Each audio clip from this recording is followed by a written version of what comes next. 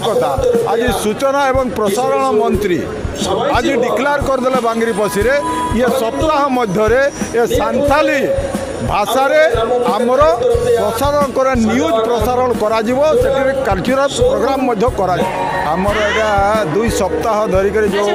उत्सव मयूरभंज महोत्सवटा पालित होगापी जाऊँगी आमर 26टा ब्लॉक रो विभिन्न प्रकार कला संस्कृति ये परिवेशन कर सुजोग पाई ये लुप्त हो जाऊा संस्कृति ये संप्रदाय विभिन्न कल्चर सेटा को उज्जीवित करने बचाइवाई यहाँ गोटे बढ़िया प्रयास कर ये मयूरभंज जो संगठन अच्छी से संगठन को मुझे साधुवाद दूसरी धन्यवाद दूसरी कहीं ये सब कला संस्कृति